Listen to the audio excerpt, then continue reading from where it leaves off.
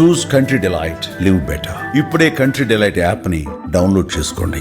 ప్రముఖ ప్రొడ్యూసర్ నట్టి కుమార్ గారు ప్రస్తుతం మనతో పాటు లైవ్ కాల్లో అందుబాటులో ఉన్నారు. ఒకసారి ఆయనతో మాట్లాడదాం. ఇప్పుడు ఈ ప్రాబ్లం మొత్తం సాల్వ్ అవ్వాలంటే చిరంజీవి గారు కల్పించుకోవాలి, ఇరు పక్షాలని కూర్చోబెట్టి చర్చలు జరిపి దీనికి ఒక సొల్యూషన్ తీసుకురావాలి అని అంటున్నారు. మీరేమంటారు? 100% చిరంజీవి గారు మీరు కావాలంటే తీసుకొని చిరంజీవి గారు ఇదే మాట చెప్తారు. డైలీ లేబర్ని మనం బాధ పెట్టొద్దు. డైలీ లేబర్కి మనం ఏం పెంచాలో పెంచండి. మనం ఏదైతే రెగ్యులర్గా మనం ఉన్నారో ఒక 5% పెంచండి, అది పెంచండి. కానీ కార్మికులు మాట్లాడేటప్పుడు ఈ కార్మిక నాయకులు కానీ మా ఎవరైతే మా ఛాంబర్ నాయకులు కానీ కూర్చొని ఎందుకు కాలయాపన చేసి బంధు దాకా వచ్చింది. మీ స్కిల్ మీ దగ్గర ఉంది, ఎవరితోనే షూటింగ్ చేసుకుంటాము అని అనేటప్పుడు మీరు ఇప్పుడు ఎప్పుడు నిర్ణయం తీసుకోవాలి, ముందే తీసుకోవాలా. ఇది ఈ రోజు కాదు, ఎప్పటి నుంచో జరుగుతుంది కదా. ఈ రోజు 24 కాన్ఫెడరేషన్ ఆఫ్ ఇండియా మనం ఈ రోజు దాకా కూడా బయట వాళ్ళతో షూటింగ్ చేయగలిగామా?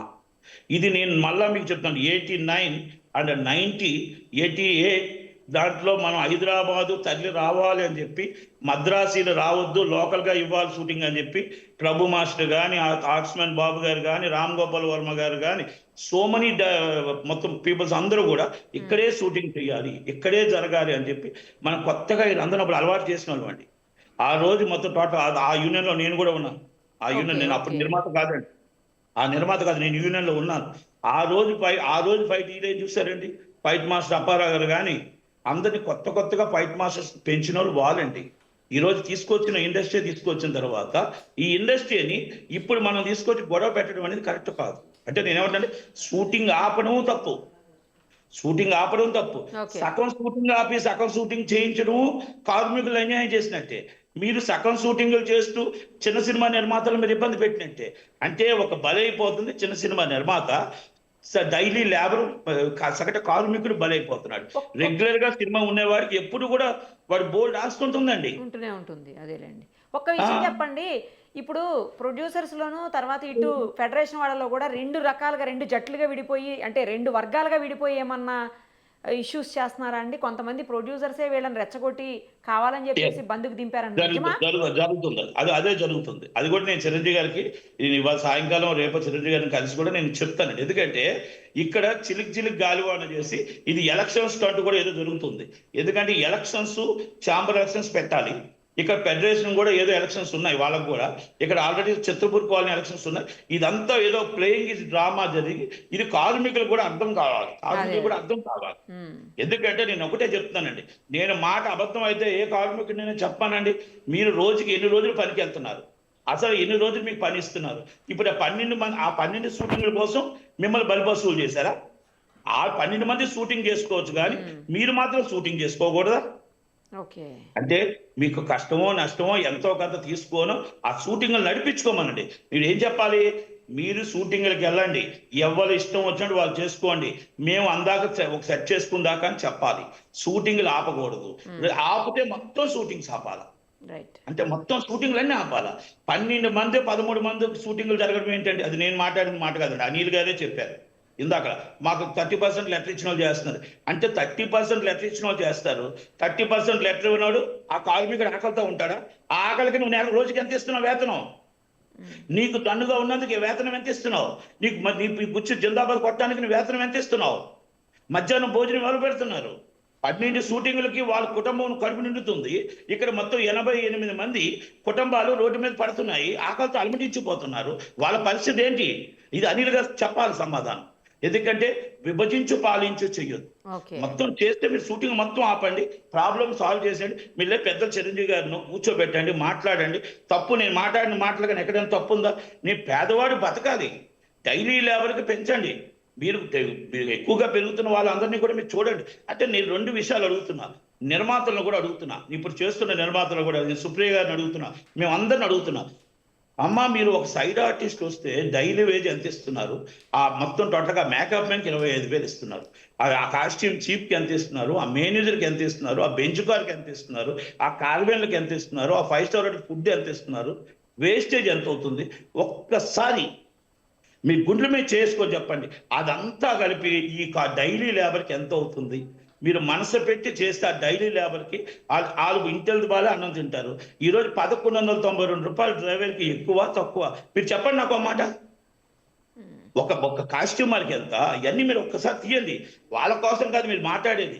మీరు కాంట్రాక్ట్ లేబర్ తీసుకుంటున్నారే, కాంట్రాక్ట్ A1 టెక్నీషియన్స్, వాళ్ళ కోసం మాట్లాడండి. మీకు రోజు 10,000 రూపాయలు ఉందే మాట్లాడండి, రోజు 3,000 రూపాయలు ఉందే మాట్లాడండి.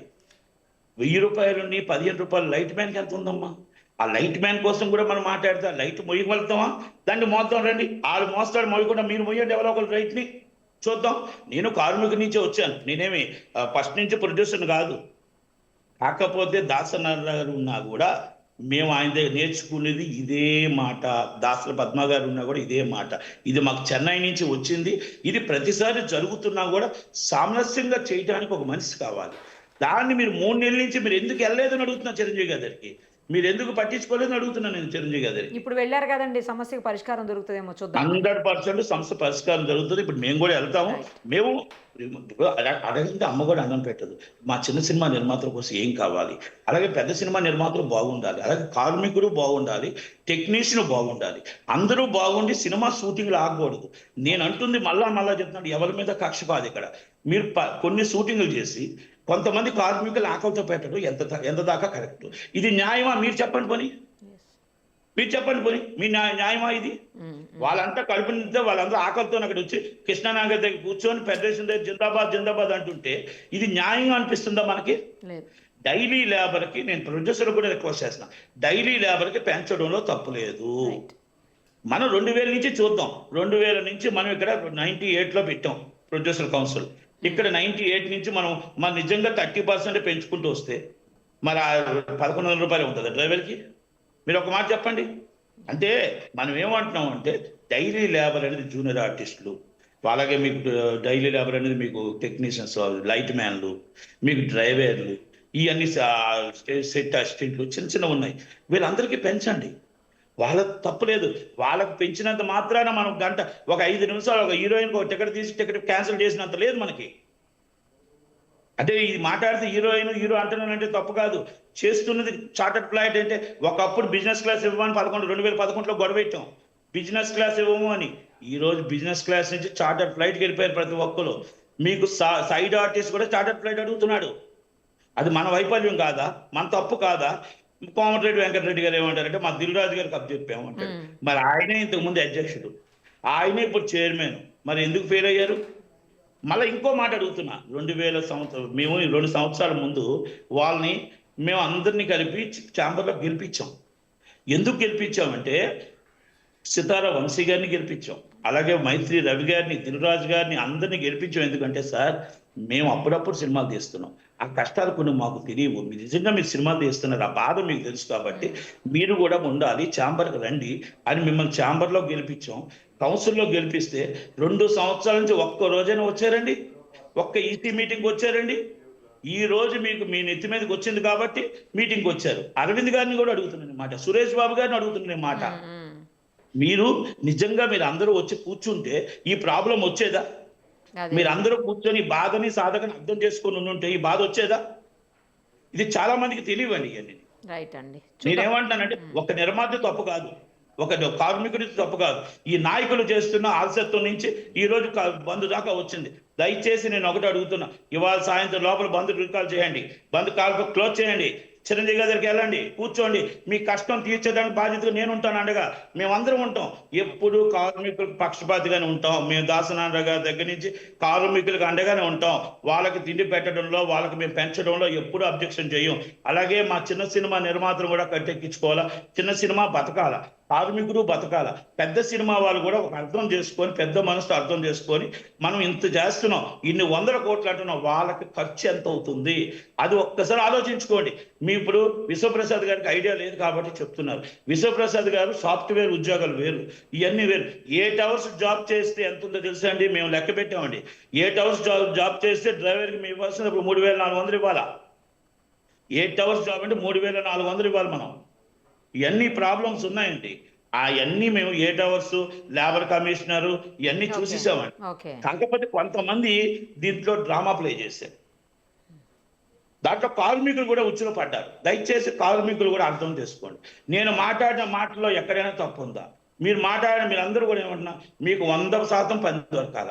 మీరు 100% షూటింగ్లు నడుస్తుంటే బాగలేదు. 12 షూటింగ్లు జరిగి తక్కువ వాళ్ళంతా రోడ్డు మీద కూర్చొని ఆకలితో అలమటించిపోతుంటే ఈ నాయకులు మేము ఉన్నాం, మేము ఏం సాధించారు మీరు? వాళ్ళ ఆకలితో పెట్టడం సాధించారా? ఈ 3 రోజులు షూటింగ్ అవ్వకపోతే వాళ్ళ కుటుంబానికి డబ్బు ఇచ్చేది ఎవరు? వాళ్ళ పిల్లల ఫీజులు కట్టేది ఎవరు? వాళ్ళ ఆకలి నింపేది ఎవరు? మీరు నింపుతారా? నిర్మాత నింపుతాడా? ఎవ్వరు నింపరు. 30 రోజులు షూటింగ్ జరిగితే మేము షూటింగ్ లేకపోతే 30 రోజులు అలమటించిపోయారు. 30 రోజులు ఒక్క డబ్బులు ఇవ్వలేదు. ఇదే చిరంజీవి గారికి కొంచెం బియ్యం అయి మళ్ళీ పంపించారు. ఇదే చిరంజీవి గారు సాయం చేశారు. ఇదే మా కరోనా టైంలో చిరంజీవి గారు సాయం చేశారు.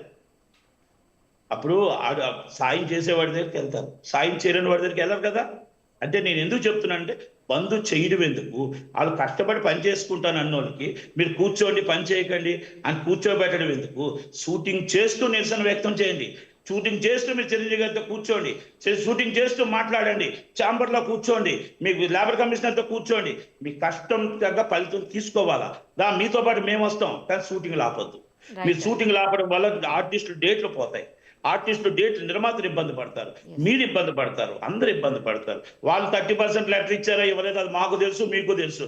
ఏ లెటర్లు ఇచ్చారో ఏ లెటర్లు ఇవ్వలేదో మీరే చెప్పారు. అనిల్ గారు వాళ్ళు మమ్మల్ని నిర్మాతలు బెదిరిస్తున్నారంటే కార్మికులు ఒకటే చెప్తాడు, ఏమైనా నువ్వు షూటింగ్ రేపు నుంచి రాలేదంటే 4 సంవత్సరాలు అదే చేస్తున్నావు. నేను కంటిన్యూ ప్రొడక్షన్ అంటే మైత్రి, కంటిన్యూ ప్రొడక్షన్ సితారా, కంటిన్యూ ప్రొడక్షన్ విశ్వప్రసాద్, మేమంతా కంటిన్యూ చేస్తున్నాం. నువ్వు రాకపోతే రేపు నేను తీసేస్తామయ్యా, కాలు మీద రికాల్ అయిన తర్వాత మేము కొత్త వాళ్ళు పెట్టుకుంటాం అంటే ఆ పని కోసం ఆలోచించుకుంటాడా?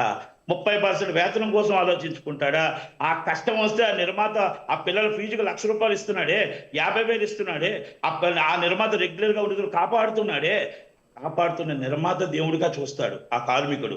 మనం అర్థం చేసుకోవాలి. ఇవన్నీ అదే అంటే డైలీ లేబర్గా అవన్నీ లేవండి. డైలీ లేబర్గా ఏం లేవు పాపం. వాళ్ళు ఏ రోజు ఫుడ్ ఆ రోజు, ఏ రోజు జీతం, ఏ రోజు డబ్బులు ఆ రోజు ఇవ్వాలి, 100% ఇవ్వాలి. అంటే ఇవన్నీ నేను ఒకటేనండి. ఇటు అనిల్ గారు కానీ అలెక్స్ గారు కానీ మీరు అందరూ అర్థం చేసుకోండి. మీ రాజకీయాల కోసం నేను మాట్లాడట్లే. నేను అదిగా ప్రసన్న గారు, దాము గారు, మరి భరతభూషణ్ గారు మీరు అందరూ కూడా ఆలోచించండి. నేను కూడా ఛాంబర్లోనే ఉన్నా, నేను కూడా కౌన్సిల్లోనే ఉన్నా. కాకపోతే ఏంటంటే నేను మొగమాటం లేకుండా మాట్లాడతా. నాకు అవసరం లేదు, నాకు లాలోచి అవసరం లేదు. కార్మికుడు బతకాలి, చిన్న సినిమా బతకాలి, నిలబడాలి. మీకు ఏదో చెప్తున్నా, మీ చేయి దాటిపోయింది. దయచేసి మీరు ఎవరు ఎంటర్ కాకండి. చిరంజీవి గారికి అప్పచెప్పండి. చిరంజీవి గారు ఇమ్మీడియట్లీ సాల్వ్ చేసే బాధ్యత ఆయన తీసుకుంటాడు, ఆయన చేస్తాడు. ఆయన మీద పూర్తి నమ్మకం మాకుంది. చిన్న సినిమా నిర్మాతలకు ఉంది, కార్మికులకి ఉంది, అందరికి ఉంది. ఇది లేదని ఒకరు చెప్పానండి. చిరంజీవి గారు చెయ్యరు అని నమ్మకం చెప్పానండి ఎవరైనా? నిన్న కాదు, మీరు 2 నెలల క్రితం వెళ్ళాలా. ఇది చెయ్యి దాటుతుంది అన్నప్పుడు వెళ్ళాలా. ఇది షూటింగ్ ఆగుతుంది కదా, ఆక్క ముందు వెళ్ళాలా. ఎల్లుంటే ఈరోజు సొల్యూషన్ వచ్చేది. ఈరోజు ఇప్పుడు ఆయన కూడా మాట్లాడి అన్ని చేసి మీరు ఇమ్మీడియట్గా మీరు కూడా పెద్ద మనసుతో షూటింగ్లు రికాల్ చేయండి.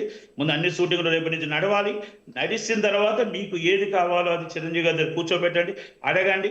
ఏ నిర్మాత చిరంజీవి గారి మాట కాదన్నాడు. కార్మికుడికి కంపల్సరీ పెంచవలసిన బాధ్యత ఉంది. 10% పెంచుతామని రాసినా మనం ఎప్పుడు కూడా 10%, 15% మాత్రమే పెంచుతున్నాం. మీరు గత 22 అగ్రిమెంట్లో 30% పెంచలే. గతంలో మీరు 2018లో చూసుకోండి, 2011లో చూసుకోండి. మనం ఇంత పెంచుకుంటూ వెళ్ళిపోతే మీకు ఎన్ని వేలు వస్తాయి? ఫైట్ మాస్టర్ కష్టం మనం కనబట్టలేదా? డాన్స్ మాస్టర్ కష్టం మనకు కనబట్టలేదా? వీళ్ళందరూ డైలీ వాళ్ళు కదండి. వాళ్ళందరూ వాళ్ళ కష్టాలు మనకు తెలియట్లేదా? అంటే నేనేమంటున్నానంటే మీరు ఒక హీరోయిన్ వస్తే, ఒక హీరో వస్తే, లేకపోతే సైడ్ ఆర్టిస్ట్ వస్తే 100 మంది కార్వేర్లు బెంచ్ కార్లు పెట్టి ఆ డబ్బు వేస్ట్ చేసే బదులు నిజంగా లైట్ మోసే కార్మికుడి మీద ఉదయం నుంచి సాయంత్రం దాకా ఎండలో నుంచో నా జూనియర్ ఆర్టిస్ట్ మీద ఆ మొత్తం టోటల్గా ఆ ప్రొడక్షన్ బాయ్ ఉదయం నుంచి మనకు అన్నం పెట్టే బాయ్ మీద మనకి ఎందుకండి కోపం? మనకి ఎందుకండి పాపం? వాళ్ళ ఆకలితో ఉంటే మనకు ఆ బాధ మనకు తెలుసు. ఆ బాధ ఉంటుంది. నీకు సినిమా సూపర్ హిట్ అవ్వాలని వాళ్ళు కోరుకోవాలా, మనకి హిట్ రావాలని కోరుకోవాలా. మనం వాళ్ళని ఇబ్బంది పెడితే మనకి ఏమొస్తుందండి? అది నేనేమంటున్నానంటే రిక్వెస్ట్ చేస్తుంది ఏంటంటే వాళ్ళని కాపాడండి, సినిమా ఇండస్ట్రీని కాపాడండి. సినిమా షూటింగ్ ఆపడం శ్రేయస్కరం కాదు అనేది నా ఉద్దేశం. రైట్, చాలా పర్ఫెక్ట్గా చెప్పారు. Thank you sir, thank you so much. Suman టీవీలో మీ పర్సనల్ అండ్ బిజినెస్ ప్రమోషన్స్ కోసం కింది నెంబర్కి కాంటాక్ట్ చేయండి.